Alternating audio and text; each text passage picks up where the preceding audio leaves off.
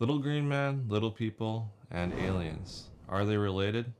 In this video, we're going to cover some stories that possibly link these things together.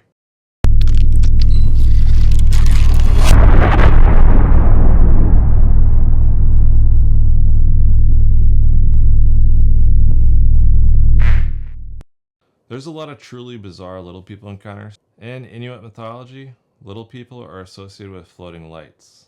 I don't really understand why, but I've heard stories about people seeing lines of floating lights and not to follow them, because if you follow them, you're going to follow the little people into their world and you'll never be able to come back.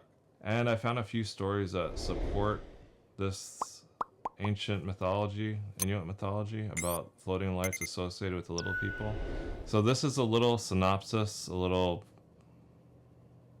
story from the book Light Quest, and it has a story about floating balls of light and little people coming out of them. Check it out. Time passed, and as night fell, Kenny wanted to know if anyone was up for going to an event, a global meditation that was going to take place shortly in Avebury. Paul, Sonia, and Rob decided against it, preferring instead to stay on the hill. As Kenny and Daryl readied themselves to leave, a dense fog started to roll in across the fields from the direction of Avebury. Paul, Sonia, and Rob watched as it quickly engulfed the hill, leaving the summit like a dome raised above the clouds. Visibility in the immediate vicinity plummeted to around 15 feet, giving them a hazy view beyond this point, even though the surrounding landscape seemed completely clear without any fog at all. After their friend's departure, all went quiet inside the blanket of fog. Yet a short while later, Paul, Sonia, and Rob became agitated upon hearing what appeared to be the sound of footsteps ascending the hill right in front of them, which, with its 30-degree angle of slope, would make this difficult indeed. The usual route to the summit being via a spiral path. This recurring noise caused them to keep looking over the edge in order to try and catch a glimpse of any movement. Just as they thought they could see small, dark forms, like children, ascending towards them, their attention was drawn to the sight of an orange ball of light, like a flaming torch. It seemed to be in the vicinity of the West Kennet Long Barrow, situated on a hill ridge about a mile away to the southeast. Suddenly, a second ball of light, like the first one, appeared next to it. At that moment, there came a distinct smell of what Sonia described to me as like burning rubber, which Paul likened to either sulfur or the acrid smoke from a tire on fire. This seemed odd, especially as they were now watching what appeared to be two distinct fireballs. Adding to the increasing strangeness was the fact that the bells of St. James Church, Avebury, now rang to announce that it was 1 o'clock in the morning, at the same time that dogs on local farms began barking incessantly. The fiery orbs were now heading in their general direction. At first, they followed the footpath that leads from the Long Barrow down to the nearby A4 road, the one that Leon, Lisa, and their family were on when they stopped the silvery globe in the vicinity of the sanctuary. Trying to find a rational explanation for what was going on, the party wondered whether the lights were in fact flaming torches being held by travelers on their way down from the Long Barrow.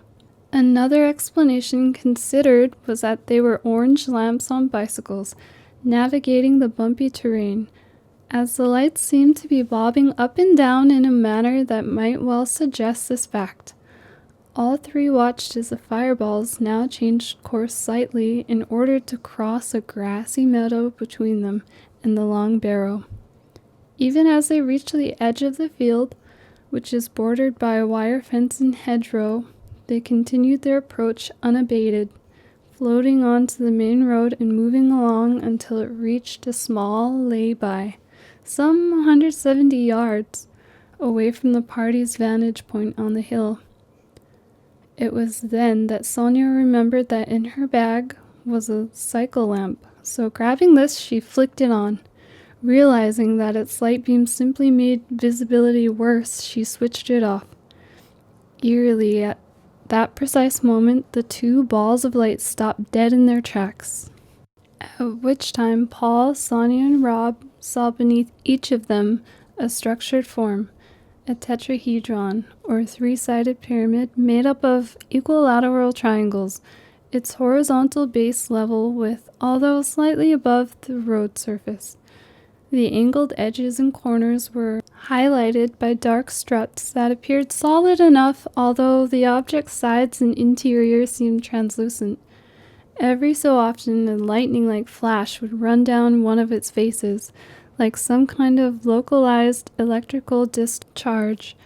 The tetrahedrons now turned to face Silbury, as if alerted to their presence, at which all saw either kneeling or sitting cross-legged, a small figure sitting inside each object, its hands clasped together on its lap.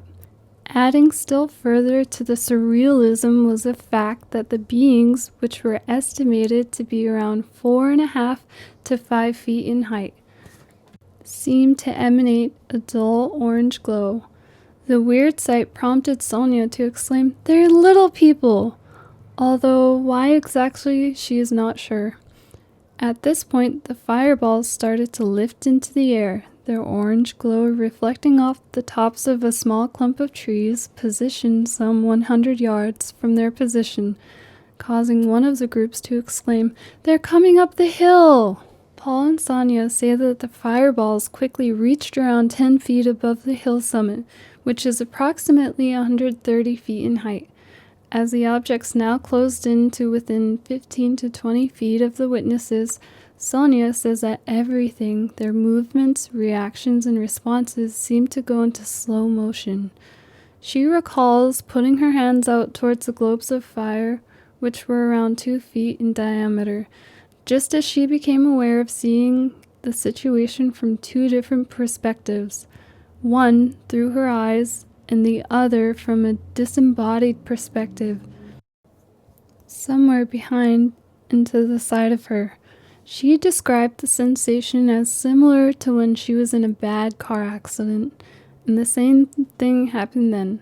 For a brief moment after the impact, time had seemed to stand still as she became aware of glimpsing what was going on both through her eyes and from an elevated position outside of the car.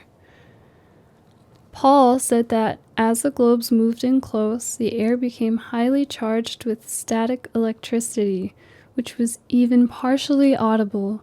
Sonia goes further by insisting that she could actually hear the objects in her head. This she perceived as a faint whispering, accompanied by a crackling high-pitched sound. Both Paul and Sonia recall turning around at this point and seeing the group of youths asleep in the circle, their bodies covered by what seemed to be black bin liners, which were glistening as if wet. The youths appeared lifeless, as though they were nothing more than a huddled mass of darkness. Yet later when they looked, Paul and Sonia saw that none of the youths were covered in this way, even though none of them had awakened from their apparent slumber. At the same time, Sonia remembers swinging her head around, her hands still outstretched, and seeing Rob leap backwards just as the fireballs erupted into an intense burst of light, like some kind of silent explosion. Paul recalls something similar occurring. All three then watched as the fiery orbs withdrew back to the base of the hill. Having reached their former position on the road, they now traveled back towards the lay-by. Here they inexplicably combined to become a single light source as the object now moved into the field, illuminating an old cow trough as it went. Here it came to a halt and initiated one of the strangest sequences in the whole episode. First, one and then another small humanoid form, similar in size and appearance to those seen earlier inside the tetrahedrons, emerged hand in hand from inside the much smaller globe. Neither stepped onto the ground but remained suspended in midair, still holding hands. before they quickly merged back into the fireball, which floated back onto the open road. Beyond the fiery orb, Paul, Sonia, and Rob could now make out tiny pinpricks of light, which seemed to transform into 3 or 4 tetrahedral structures like those witnessed earlier, along with a similar number of small beings emanating, as before, a diffuse orange glow. The unearthly procession then started to float down the road in the direction of Marlborough, bathing the road in an orange glow as it went, so bright that this was illumination that the 3 of them could distinctly make out the white lines running down the center of the highway. At that moment, a car unexpectedly approached from the direction of Marlborough, the first since the beginning of the episode. Paul, Sonia, and Rob's first reactions were that it was going to hit the bizarre light display. As if hearing their words, the entire spectral troop shrank down into a single white ball the size of a tennis ball, which then shot into the hedgerow on the opposite side of the road. As the vehicle reached the fog, the driver stamped on the brakes, at which there was an unexpected voice from behind them. It was a guy they had never seen before, who later gave his name as Jamie. He had been sitting on the other side of the hill, just below the summit, and had got up for a walk around. Seeing them all standing up, he wondered what was going down. Even before they had a chance to properly explain what was happening, Jamie had seen nothing of the earlier close approach of the lights. All 4 now saw the tennis ball-sized light come back out of the hedgerow and virtually swing around the back of the car. Having crossed the road, it entered a field to the east of Silbury. Yet, somehow the driver failed to spot anything unusual, a fact later confirmed when it emerged that the vehicle was being driven by Crop Circle researcher Paul Vigay, who was on his way home from a conference. The tiny light source was lost from view as it quickly moved around the back of the hill, causing Paul to rush across to the opposite side of the summit in the hope of picking it up there, unfortunately to no avail. The others continued watching the road and fields on the other side of the hill and were rewarded with one final light display. Someone exclaimed, "What's that?" their finger pointing towards a field on the south side of Silbury Hill. All 3 then watched as a line of colored lights in an east-west alignment, 1 white, 1 blue, 1 orange, and a 4th one red, moved away towards the south-southwest, climbing a gradual incline before disappearing over the brow of a hill. Sonia described them as like fairy lights stretched out like beads on a string. That was it. The whole bizarre experience was over. Quite suddenly, Paul, Sonia, and Rob became aware of distant ambient sounds. Birds calling, that sort of thing, which had been strangely absent during the light display. Indeed, after hearing the church bells announce that it was 1 o'clock and the dogs barking on local farms, a deathly silence had befallen the hill. This was strange enough, but the 3 of them became even more mystified when, on asking Jamie the time, he looked at his watch and said it was 3:15 a.m. This made no sense, as it implied that the strange events had occurred across a period of around 2¼ hours, which didn't seem right at all. For them, the whole episode could not have lasted any more than around 15 to 20 minutes, implying a temporal distortion of nearly 2 hours. For another hour or so, the 4 of them remained together, attempting to fathom what had happened until, finally, the fog began to lift. Shortly after that, as the first light of day lit up the local landscape, the group of youths, as if suddenly clicked out of some kind of collective hypnosis, woke up, picked up their belongings, and left the hill in a single file without saying a word to anyone. Sonia recalls this as being particularly strange. A little while later, the 3 of them departed the hill themselves, following a night that had been unbelievable in the extreme. I've also heard a lot of stories about Bigfoot and lights floating in the woods. I'm not really sure if it's associated with UFOs or aliens, but these following stories kind of link the little green men or little elf like people with the UFO phenomenon.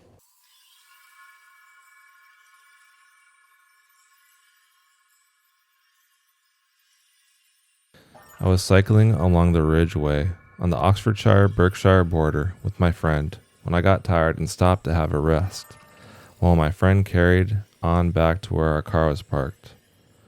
After 5 minutes, I got back on my bike and started to continue up the track. When I rounded a bend, there was a little green alien that stood in front of me, about 5 meters away, just watching me. I hit the brakes and stopped, but it didn't move.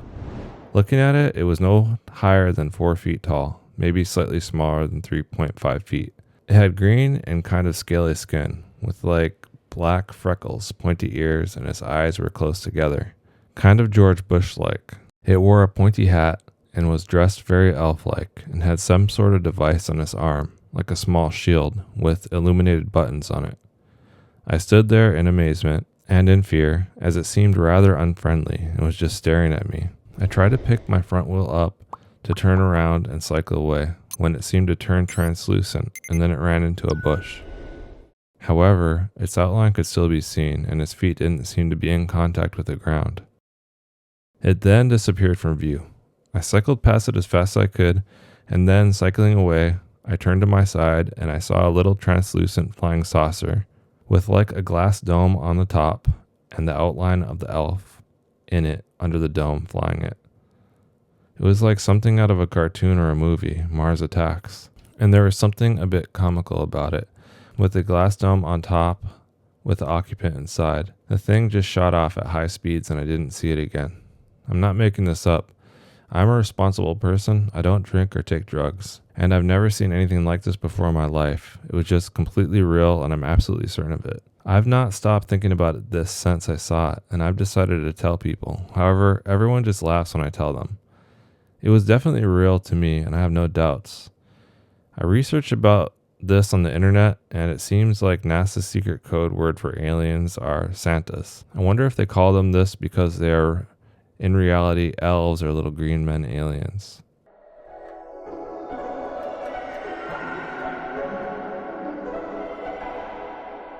They seem to have a camouflaging-like ability to turn translucent. I also heard a story about them being partially translucent from one of my friends here in Alaska.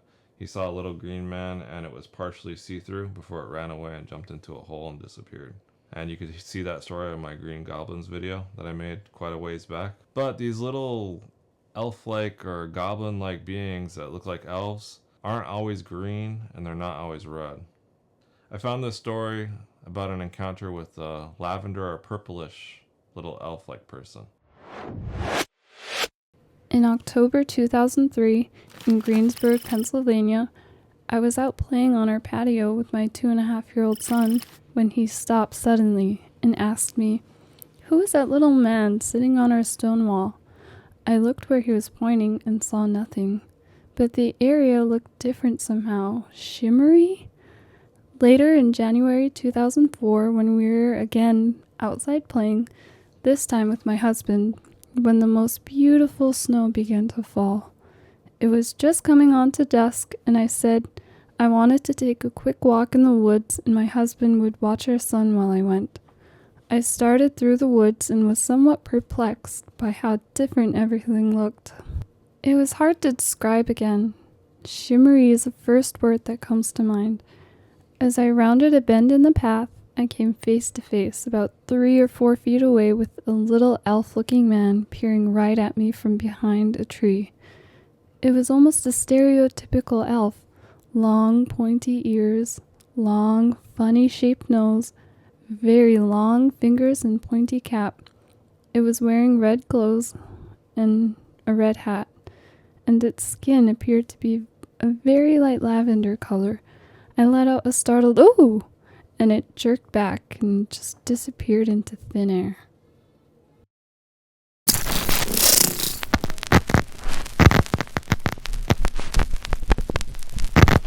As you can see, the little people are associated with a lot of strange phenomenon that's similar and related to UFO phenomenon, like lights floating through the sky, little UFO ships with this little green man, and floating balls of light like St. Elmo's fire.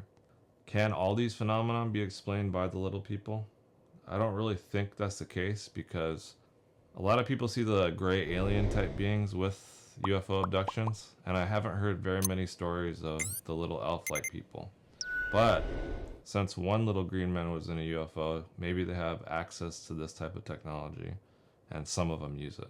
Either that or all the little people are different. There's various types. It's kind of hard to say. The elf-like features, the pointy nose and the pointy ears, is... I hear that a lot in Alaska. Like, a lot of people see the little people and they say they look like ugly, wrinkly goblins, or skinny, and like they're like with the hook, pointy nose and the pointy ears and everything, which is very similar to the Santa's elf stories. And you gotta think, where are all these stories coming from? Like the mythology. Video games have goblins. Santa stories have little elves that look very similar with the pointy nose and pointy ears. Are these all the same things, and are these things actually real? Personally, I believe they are real. And I've been trying to figure out why these things will appear and disappear. Kind of like, it doesn't really make sense. Like, little people are associated with darkness a lot. You'll hear stories about dusk and dawn and night when they're seen the most. And I hear a lot of paranormal stories that talk about paranormal beings associated with night. Like, I heard one story about a strange monster-like creature stalking people, and they had a campfire, and it would go around the perimeter of where the light was and avoid the light. And if I could find that and share it, I will, but it's been a while since I heard it.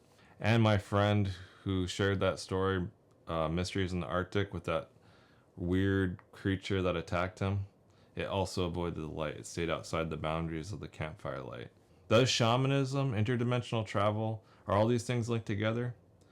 Some shamans will completely shut off the light. They'll block off all the windows, and they'll turn off the power switch or the power box in order to do shamanism, because it makes their abilities more pronounced. And if you look up what the witching hour is, it says that witchcraft and witches are more powerful at night, around midnight to 3 a.m.